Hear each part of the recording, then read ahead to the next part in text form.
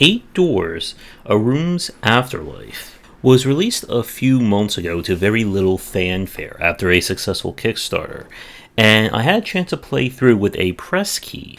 And what I found was, while it may not be the best example of kind of action-adventure slash Metroidvania design, I found a very great game for fans who are looking for something after finishing Hollow Knight or Soul and Sanctuary, or any of the other more recognizable games. So our story is that Arum has come to, the afterlife in order to find the soul of her father, who died mysteriously. And as with situations like this, we discovered that there is a grand conspiracy going on. And our only way to get through it is, to Metroidvania our way around. So with 8 Doors here, most of the progression in terms of new mechanics feels, straight out of Hollow Knight. You are going to get the prerequisite double jump, and our frog friend here basically acts as a number of keys or additional movement tech. He gets a charge jump, charge dash across walls like that, and is mainly used for getting past obstacles. While you can use him in combat, he doesn't have any real special abilities there. The bulk of it is going to fall on Arum. And Arum gets multiple weapons and items as the game progresses. Each one gets like a super move that is based off Sin. That is the white bar underneath my health up there. The game also features different perks such as increased attack speed, a secret locator, and other ones that will require you to find hidden collectibles that act as kind of your experience. And it's an interesting idea and does add to the game. Eventually I got to the point with increased attack speed that I could use like the heavier weapons so fast that I was just ripping and tearing through most of the enemies, as you can see here. In terms of combat and overall difficulty, I did play this on kind of the normal or standard mode. I don't believe there is a hard mode unlock. The bosses themselves are definitely the most challenging part of this game, and many of them do feel a little damage spongy. Now, in terms of their design, they're all random patterns, and while you can't see the health bar other than using a super to kind of reveal it, which is a very unusual perk for a game like this, every boss does have a second phase. When it drops down to about half health, that they'll gain more combos, and the ones that they do have will be improved. But boss fights are definitely going to be the most challenging parts of this game, other than the platforming. And platforming, I think, would be...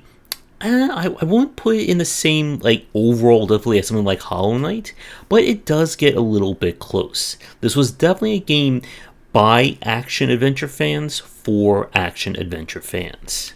And there is a lot of variety in terms of the environments, as well as numerous secrets.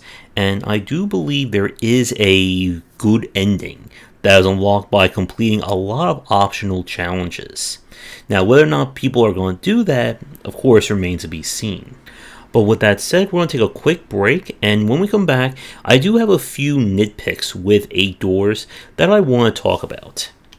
And now for a quick thank you to our current Patreon supporters.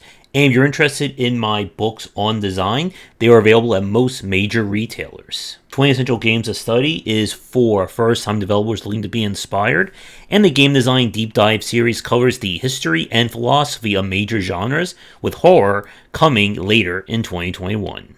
I'm going to let some B-roll footage play of near the end of 8 Doors, so we'll talk a little bit more about it. From a design standpoint, as we've said, this is definitely Hollow Knight Metroidvania action-adventure design. The amount of movement tech you're going to make use of, and from double jumps to dashing, and even just the rate of combat feels straight at home in that kind of gameplay. But with 8 Doors, I think one thing that kind of holds the game back is that the world design isn't as interesting. What they did was, instead of making multiple very distinctive areas with lots of combat, a lot of the world is more on the maze-like kind of design. Many of the paths will often connect and reconnect to each other. So so you won't have to worry about kind of doing too much backtracking in that regard. But there are only a number of fast travel spots throughout the game, and that does mean if you want to go back for secrets or bring upgrades that let you get to new areas, you are still have to do some traveling. And while the character animations, I think the character details work well for this game, the backgrounds are a little bit on the plain side. A lot of kind of like hazy images and just some nondescript stuff. But I really did like the overall look for the characters, and some of the monster transformations that they use for boss fights are very well done. And there really isn't anything I would like to say as a complaint about the core gameplay loop of 8 Doors. Again, I'm a huge fan of Hollow Knight and Metroidvania design in general, and this one is definitely on the better side. And like I said at the beginning of our video here, while this may not be the best example that hits every mark perfectly, if you finished Hollow Knight and you're looking for a new action-adventure game, then this is definitely one of the better ones to check out, and I do want to thank the developers for giving me a press key to play through it. And as always, thank you for tuning in. Let me know what you think about the game in the comments below, and if you are working on a title that you'd like me to check out for the channel, please get in touch, as we are always looking for indie games to play. Check out our Discord and Patreon link down below, and come back for daily discussions on game design here, and on game wisdom, worries in the art and science of games. Once again, this has been 8 Doors, Arum's Afterlife, and until next time, take care.